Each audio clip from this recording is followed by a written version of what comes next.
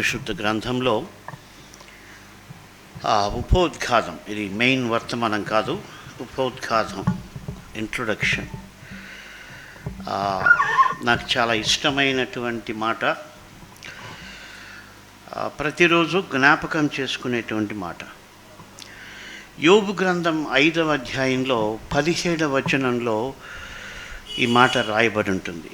దేవుడు గద్దించు మనుష్యుడు ధన్యుడు. ఇంగ్లీష్ బైబిల్లో చాలా చక్కగా ట్రాన్స్లేషన్ అది ఉంటుంది. Happy is the man whom God corrects. ఏ మనిషి అయితే దేవుని చేత సరిచేయబడతాడో ఆ మనిషి జీవితం సంతోషంగా ఉంటుంది అన్నటువంటి అర్థం ఇంగ్లీష్ బైబిల్లో ఉంటుంది. Happy is the man whom God corrects. తెలుగులో కూడా నరుడు అంటే దేవుడు గద్దించు అన్న పదం దేవుడు సరిచేయు మనుష్యుడు ధన్యుడు. కాబట్టి మనం దేవుని సన్నిధిలో మనం పర్సనల్గా బైబిల్ చదివినప్పుడు, లేక గుంపులలో బైబిల్ స్టడీ చేసినప్పుడు, ముఖ్యంగా సంఘ సహవాసంలో మనం సరిచేయబడుతూ వచ్చినట్టయితే మన ఆత్మీయ జీవితం చాలా సంతోషంగా ఉంటుంది. అది దాని యొక్క అర్థం. దేవుడు సరిచేయాలి. కాబట్టి మనం బైబిల్ చదువుతున్నప్పుడు ప్రభా నన్ను ఇంకా సరిచేయి అని బైబిల్ చదవాలి. వాక్యం వినేటప్పుడు ప్రభా నేను ఈ వాక్యం ద్వారా సరిచేయబడాలి. అలా సరిచేయబడినప్పుడు మనం ధన్యులమవుతాం. అలాగ మనం జీవించటం ఆశీర్వాదకరం. సో దేవుడు మనల్ని ఇన్స్పైర్ చేయడానికి దేవుని వాక్యం ద్వారా మనతో మాట్లాడుతూ ఉంటాడు. నాట్ ఓన్లీ ఏదో ప్రసంగికుడు ప్రసంగం చేసినప్పుడే కాదు, ఈవెన్ నీవు వ్యక్తిగతంగా బైబిల్ చదివినప్పుడు కూడా దేవుడు నీతో మాట్లాడుతూ వస్తాడు. సో ఈ మధ్యన నాకు దేవుడు నన్ను బలపరిచినటువంటి వాక్యం కీర్తనల గ్రంథం 38:19. నా శత్రువులు చురుకైన వారును బలవంతులునై ఉన్నారు. ఆ మాట నేను చదివినప్పుడు నిజంగా దేవుడు నాతో మాట్లాడుతున్నట్టుగా అనిపించింది. దావీదు మాట్లాడుతూ ఆయన అంటున్నాడు, నా శత్రువులు చురుకైన వారును బలవంతులునై ఉన్నారు. ఆ థాట్ నన్ను ఏం చేసిందంటే, నేను చురుగ్గా ఉన్నానా, నేను దేవునిలో బలవంతునిగా ఉన్నానా అన్న ఒక ప్రశ్న నాకు వచ్చింది. ఎందుకంటే నా శత్రువు చురుకైన వాడు, నన్ను శోధించేటువంటి అపవాది, లేకపోతే విశ్వాసులకు శత్రువైనటువంటి అపవాది సోమరివాడు కానే కాదు, బలహీనుడు కానే కాదు. కాబట్టి నీ శత్రువు చురుకైన వాడు, నీ శత్రువు బలవంతుడు అయి ఉన్నప్పుడు నీవెలా ఉండాలి? నీవు నీ శత్రువు కంటే చురుకైన వ్యక్తిగా ఉండాలి. ఆత్మీయ పోరాటంలో నీకు విజయం రావాలంటే నీ శత్రువు కంటే నీవు బలవంతుడిగా ఉండాలి, లేకపోతే విజయం రాదు కదా. కాబట్టి నాతో దేవుడు మాట్లాడుతున్నట్టు అనిపించింది. అంటే ఏంటి? నేను ఇంకా చురుకైనటువంటి విశ్వాసిగా, సేవకునిగా ఉండాలి, నేను ఇంకా బలవంతునిగా ఉండాలి. ఇక్కడ మనకు చురుకు అంటే బాహ్యంగా కొంతమంది చాలా చురుగ్గా ఉంటారు. వాళ్ళ కదలిక, వాళ్ళ మాట, వాళ్ళ యొక్క ఇది చాలా చురుగ్గా ఉంటుంది. అఫ్కోర్స్ నేను బోత్ సైడ్ చెప్తున్నాను. బాహ్యంగా ఒకవేళ నువ్వు చురుగ్గా ఉండొచ్చేమో, కానీ but that will not help you to get victory in spiritual life. నువ్వు ఆత్మ సంబంధంగా చురుకుగా ఉన్నప్పుడే నీకు అది బలంగా ఉంటుంది. అఫ్కోర్స్ నువ్వు ఆత్మ సంబంధంగా చురుకైన వ్యక్తిగా మలచబడితే తప్పకుండా భౌతికంగా కూడా నువ్వు చురుకైన వ్యక్తిగా మలచబడతావు, అందులో సందేహమేమీ లేదు. మీకు ఇంకా చెప్పాలంటే ఇహ సంబంధంగా చురుకైన వారందరూ ఆత్మ సంబంధంగా చురుకైన వారు కాకపోవచ్చు. అయితే ఆత్మ సంబంధంగా చురుకైన వారందరూ కూడా ఖచ్చితంగా ఇహ సంబంధంగా కూడా చురుకైన వారుగా ఉంటారు. కాబట్టి చురుకైనటువంటి ఆత్మీయతలో మనం లేకపోతే మనం ఆత్మీయ జీవితంలో ముందుకు సాగలేము. ఆ మాట మనం ఆలోచించాలి. నేను ఎంత చురుగ్గా ఉన్నాను అంటే, నా డిసిప్లిన్, నా లైఫ్ ఎలా ఉంది, నేను కరెక్ట్గా టైంకి నేను బైబిల్ చదువుతున్నానా, లేస్తున్నానా, కరెక్ట్గా ఫుడ్ తింటున్నానా, కరెక్ట్గా టయానికి పడుకుంటున్నానా, ఇవన్నీ కూడా చాలా ఇంపార్టెంట్. అంటే నీ స్పిరిచువల్ లైఫ్ సరిగా ఉన్నప్పుడు నీ ఇహ సంబంధమైన లైఫ్ కూడా ఖచ్చితంగా డిసిప్లిన్ చేయబడుతుంది. సో నువ్వు దేవుణ్ణి అడగాలి, ప్రభా నేను నీ కొరకు చురుకైన వ్యక్తిగా ఉండాలి అంటే దేవుడు ఆ యొక్క చురుకుదనాన్ని నీకు ఇస్తాడు. మనం అడగడం లేదు, పొందడం లేదు. అఫ్కోర్స్ మనం చాలా విషయాలు దేవుణ్ణి అడుగుతాం. ఏమని? మన చదువు విషయంలో, ఉద్యోగ విషయంలో, వివాహ విషయంలో, పిల్లలు వాళ్ళ ఎడ్యుకేషను. బట్ స్పిరిచువల్గా నేను చురుకైన వ్యక్తిగా ఉండాలి. చురుకైన వ్యక్తి చాలా జాగ్రత్తగా ఉంటాడు. అంటే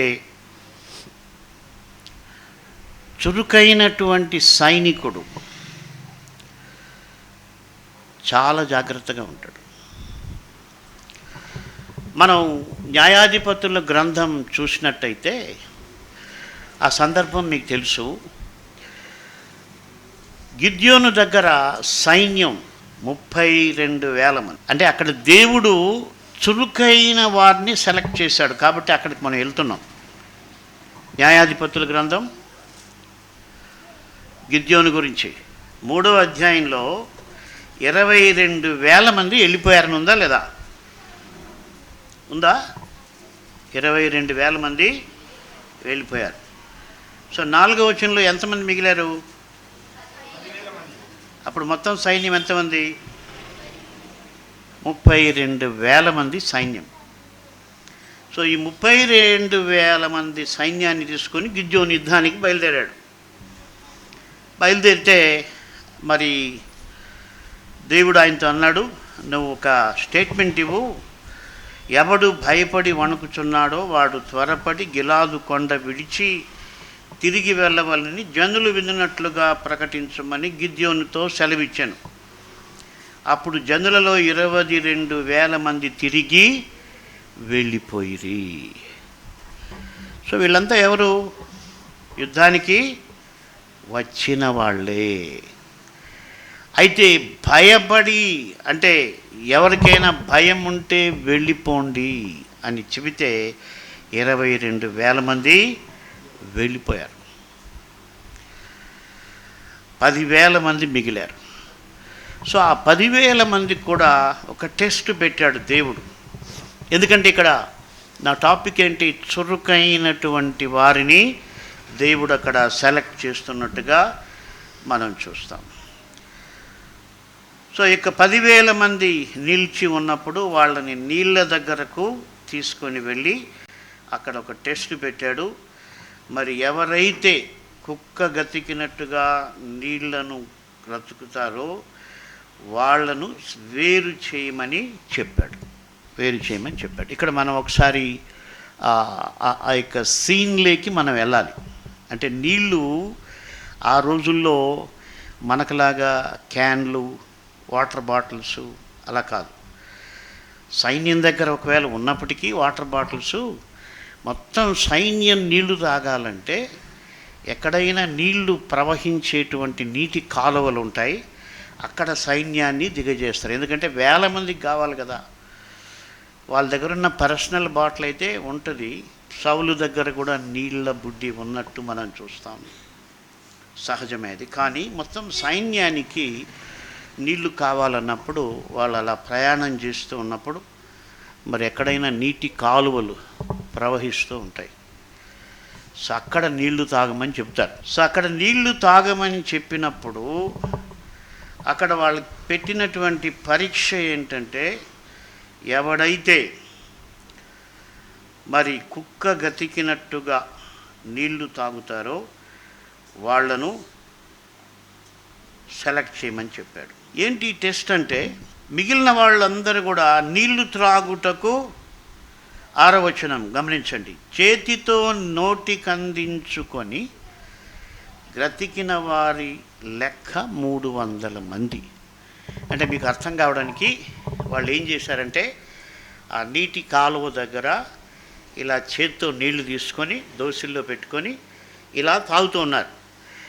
పోనీ అట్లయినా కూడా ఇలా తాగలేదు వాళ్ళు ఇలా తాగలేదు.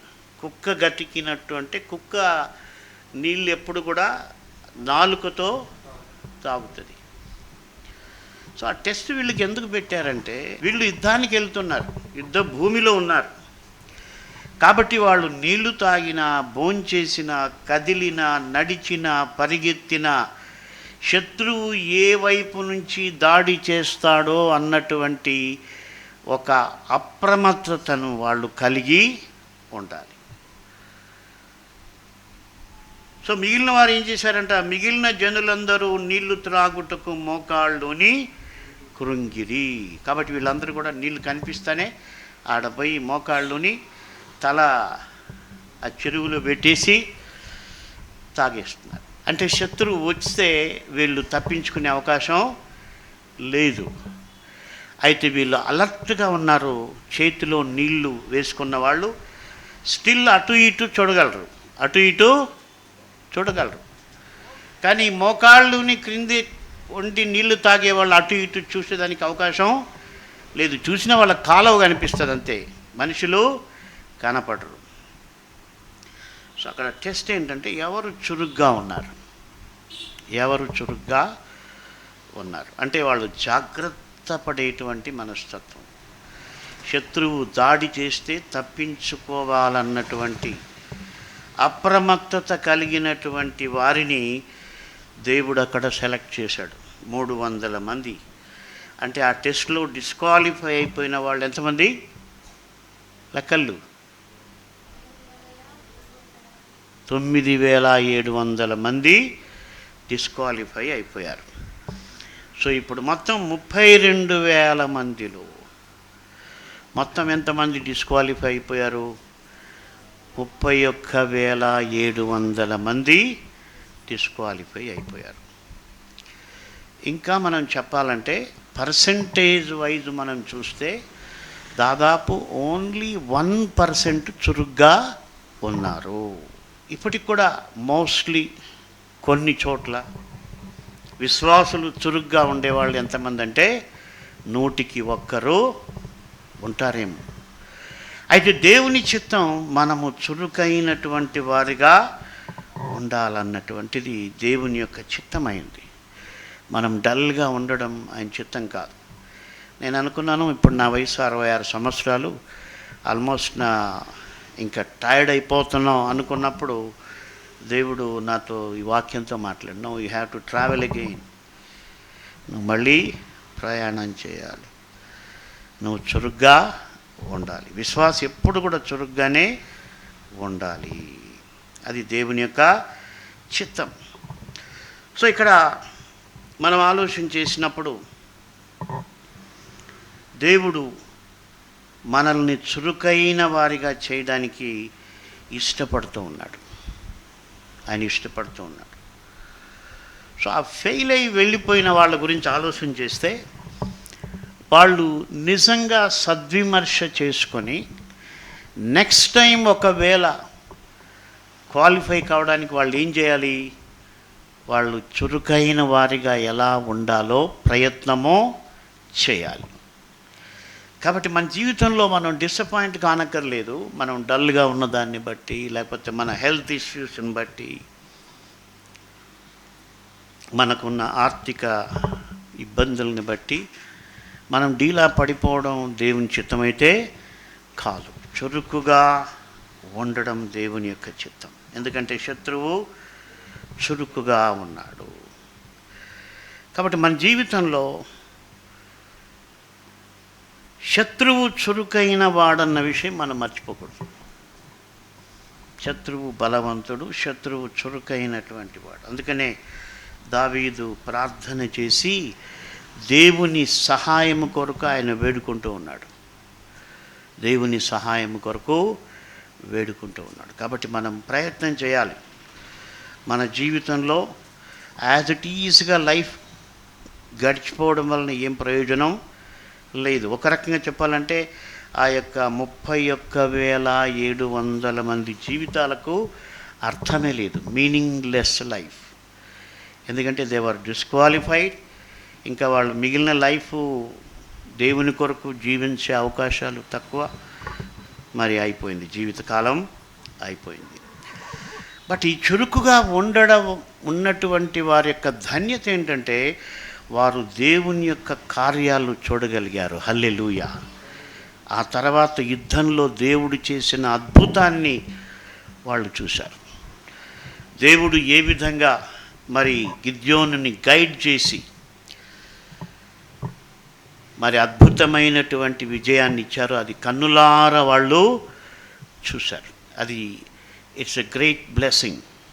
కన్నులారా మనం ఒక అద్భుతం చూడడం అన్నటువంటిది అదొక గొప్ప బ్లెస్సింగ్.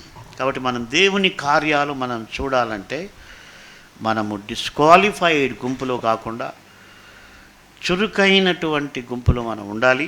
అఫ్కోర్స్ అది మనకు సాధ్యం కాదని మనం డిస్కరేజ్ కానక్కర్లేదు, కానీ దేవుడికి అది సాధ్యమే. దేవునికి సమస్తము కూడా సాధ్యమే. నేను ఒకసారి బైబిల్ అలా చూస్తే అబ్రహాము బలహీనుడా బలవంతుడా? కంప్లీట్గా బలహీనుడు. అబ్రహాము కంప్లీట్గా 99 ఇయర్స్లో ఆయన ఫిజికల్గా పూర్తిగా బలహీనుడైపోయాడు. శారా పూర్తిగా బలహీనురాలు. ఆయన తండ్రి అయ్యే లక్షణాలు ఆయనకి వెళ్ళిపోయాయి. గర్భము ధరించేటువంటి సామర్థ్యం శారాకు తగ్గిపోయింది. So they were completely week. అయితే దేవుడు వారిని చురుకైన వారిగా చేశాడు కదా. అబ్రహామును జనములకు తండ్రిగా చేశాడు. కాబట్టి మనకు మెయిన్గా తెలిసింది మరి ఇస్సాకు మనకు తెలుసు, కానీ ఆ తర్వాత ఇంకా కొంతమంది పిల్లలను కన్నారు. కాబట్టి మనకి బైబిల్లో ఉన్న హోప్ ఏంటంటే బలహీనురాలైనటువంటి నిన్ను బలవంతునిగా చేసే శక్తి దేవునికి ఉన్నది. No matter how weak you are, it doesn't matter. అంటే ఏంటి, మామూలుగా వైద్యులు మనిషిని రక్షించాలంటే కనీసం వాళ్ళు కొంతైనా ప్రాణం ఉంటే వాళ్ళు ప్రయత్నం చేస్తారు. కొంచెం ఊపిరి ఉంటే, పూర్తిగా పోయిన తర్వాత వైద్యుడు ఏం చేయలేడు. బట్ దేవుడైతే చేయగలడు. ఎందుకంటే అబ్రహాము యొక్క బలం పూర్తిగా ఉడికిపోయింది. సో దేవుడు ఆయన బలం తెచ్చుకున్నాడంట. ఎలాగ బలం తెచ్చుకున్నాడంటే దేవుని యొక్క మాటను బట్టి. 4వ అధ్యాయం రోమీయులకు రాసిన పత్రిక.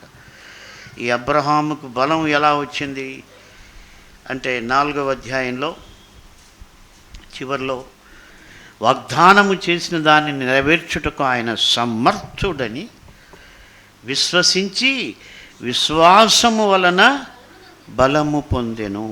కాబట్టి ఆయన దేవుని వాగ్దానాన్ని ఆధారం చేసుకొని బలం పొందాడు. కాబట్టి మనం కూడా దేవుని మాటలను, దేవుని వాగ్దానాన్ని మనం జ్ఞాపకం చేసుకొని బలవంతులం కావడం దేవుని యొక్క చిత్తం. ఎప్పుడు విసుక్కోవడం, కొంతమంది నసగడం, విసగడం, అంటే లైఫ్లో ఏమాత్రం కూడా చురుకుదనం ఉండదు. అంటే వాళ్ళకి శత్రువు యొక్క బలం తెలియదు. అసలు వాళ్ళు అలా జీవితంలో అయిపోవడానికి కారణమే శత్రువు. వాళ్ళ లైఫ్లో చురుకుతనం లేకపోవడానికి కారణం అపవాది. అంటే విశ్వాసి జీవితంలో చురుకుదనము లేకుండా చేయడం అపవాది యొక్క గురి. అయితే ప్రతి విశ్వాసిని చురుకైన వారిగా చేయడం పరిశుద్ధాత్మ యొక్క గురి. హల్లెలూయా. కాబట్టి వీటి మధ్యలో మనిషి ఉన్నాడు. కాబట్టి అపవాదేమో నిన్ను ఏదో ఎవరిపైనో ద్వేషం, ఎవరిపైనో కోపం, లేకపోతే ఏదో ఒక రకమైనటువంటి ఇరిటేషన్. ఎందుకు అలావన్నీ అంటే ఇవన్నీ కూడా చురుకుదనము తీసేయడానికి అపవాది నీలో పెట్టినటువంటి విషయాలు. అయితే దేవుని ఆత్మచేత నడిపించబడినప్పుడు అవన్నీ కేర్ చేయలేదు. దావీదుని ఏలియావు డిస్కరేజ్ చేశాడు కదా, నువ్వెందుకు వచ్చావురా, గొర్రెలు మేపుకోకుండా యుద్ధ భూమిలోకి ఎందుకు వచ్చావు, నువ్వు ఒక పనికిమాలినోడివి, నీకు బుద్ధి లేదు, నీ నీ బుద్ధి లేనితనం అంతా మాకు తెలుసు అంటే దావీదు ఏమైనా డిస్కరేజ్ అయ్యాడా? అరే నిజమే కదరా, నేను ఎందుకు వచ్చాను ఇక్కడికి, నేను వెళ్ళిపోయాడా? అయితే అక్కడ రాయబడింది, దావీదు ఏలియాబు ఎదుట నుండి తొలగిపోయాను. హల్లెలూయా. కాబట్టి అది ఆయన పట్టించుకోవాల్సిన అవసరం లేదు. అందుకనే ఏలియాబు ఎదుట నుండి తొలగిపోయాడు. పట్టించుకోలేదు, కేర్ చేయలేదు. కేర్ చేస్తే ఏమవుతుంది, అక్కడ ఏలియాబుతో ఫైట్ చేయాల్సి వస్తుందా లేదా? ఒకవేళ అనుకుందాం ఏలియాబుతో ఒకవేళ దావీదు అంటే ఏలియాబు ఖచ్చితంగా తప్పు మాట్లాడాడు, పొరపాటు మాట్లాడాడు. డెఫినెట్గా ఏలియాబు దావీదు స్థానంలో మనం ఉంటే 199 మంది కూడా ఏలియాబుని కొట్టింటాం, అంతే కదా, సందేహమేమీ లేదు.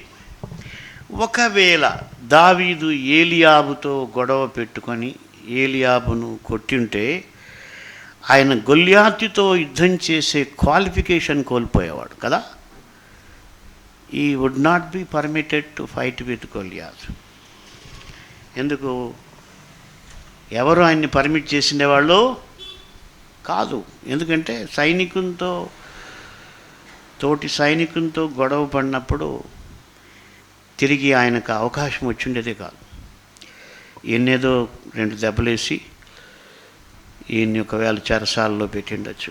But ultimately my thought is he would have disqualified if he had a fight with Eliab. ఇక్కడ నా తలంపు ఏంటంటే అనేక మంది విశ్వాసులు సహోదరులతో ఫైట్ చేస్తూ అపవాదితో ఫైట్ చేసేదానికి డిస్క్వాలిఫై అయిపోతున్నారు. So again what I want to say is, if you fight with your brother and sister, you will be disqualified to fight with your enemy. నీకు ఆ చురుకుదనం ఉండదు, ఇంకా కంప్లీట్ అది అపవాది యొక్క కుట్ర అది. కాబట్టి చురుకుగా ఉన్నటువంటి ఆత్మీయుడు ఎవరితో కూడా గొడవలు పెట్టుకోడు. ఒక మాట పడినప్పటికీ ఓకే, దట్స్ ఫైన్. సో ఈ మధ్యనే ఒక సంఘటన జరిగింది. నేను ఒక విషయంలో ఒక సేవకుణ్ణి చిన్న తప్పు హెచ్చరించాల్సి వచ్చింది. చిన్న తప్పేం కాదు, అది ఆయనకు నష్టం తెచ్చేటువంటి తప్పే. సో నేనంటే చాలా అభిమానం, ఆయనకు చాలా ప్రేమ. మా సహవాసం దాదాపు ఒక 40 ఏండ్ల నుంచి. అఫ్కోర్స్ ఈ 40 ఏండ్లలో జరిగింది ఏంటంటే మంచి సహవాసమే. ఆయన నాకు వాళ్ళ చర్చిలో సన్మానం కూడా చేశాడు. 5,000 వాక్యాలు కంఠపాఠం చేశాడని. చాలా చోట్ల నేను ప్రసంగాలు చేశాను. అయితే ఆయన దురభిమానంతో ఒక తప్పు చేస్తున్నాడు. నేను దాన్ని చెప్పిన వెంటనే ఆయన బాగా హర్ట్ అయిపోయి మెసేజ్ పెట్టాడు, జీవితంలో నువ్వు నాతో మాట్లాడొద్దు, నాకు మెసేజ్లు పెట్టొద్దు. చాలా బాధ వేసింది. నేను మళ్ళీ రియాక్ట్ అవుదాం అనుకున్నా, కానీ నాకు అనిపించింది my fight is not with brothers.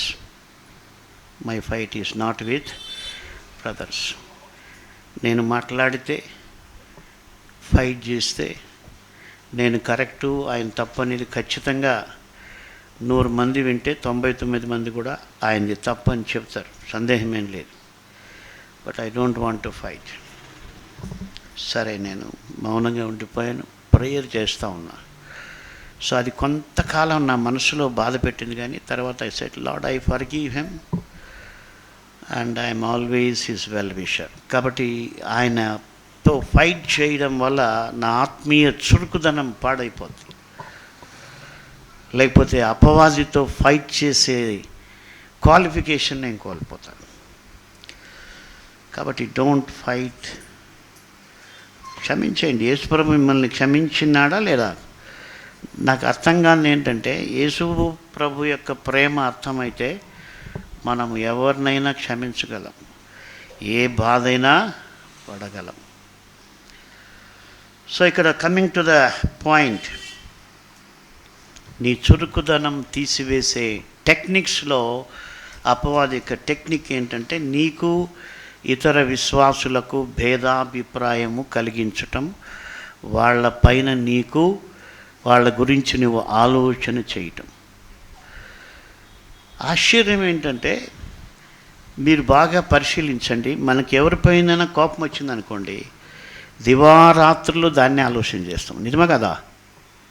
దానిపైనే ఆలోచన, దానిపైనే ఉంటుంది. వాడు నన్ను ఇంత హర్ట్ చేశాడు, ఇంత బాధ పెట్టాడు. ఎవరిపైన ప్రేమున్నా దివారాత్రం ధ్యానం చేస్తాం, ఎవరిపైన ద్వేషమున్నా దివారాత్రులు దాని గురించి. సో ఇక్కడ ఏం జరుగుతుంది? దివారాత్రములు దేవుని వాక్యాన్ని ధ్యానం చేయమని పరిశుద్ధాత్మ దేవుడు ఎక్స్పెక్ట్ చేస్తుంటే, నిన్ను అపవాది ఇరికించి, సమస్యల్లో ఇరికించి సమస్యలను ధ్యానం చేసేట్టుగా చేస్తుంది. అసమాధానములో ఇరికించి అసమాధానాన్ని ధ్యానం చేసేట్టుగా చేస్తుంది. లేకపోతే ఈ లోక సంబంధమైనటువంటి వాటిని ప్రేమింపచేసి వాటిని ధ్యానించేట్టుగా చేస్తుంది. ఇంకా నీలో ఆత్మ సంబంధమైన చురుకుదనం ఏమీ కూడా నువ్వు చురుగ్గా లేలేవు, చురుగ్గా ప్రార్థన చేయలేవు, చురుగ్గా బైబిలు చదవలేవు. అయిపోయింది. మనము చురుకైనటువంటి వారు. నాకు ఒక మాట చాలా ఇష్టం.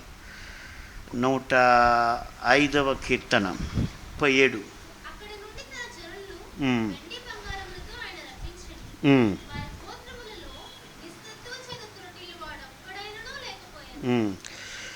వారి గోత్రములలో నిస్సత్తువ చేత తొట్టిల్లు వాడొక్కడైనను లేకపోయాను.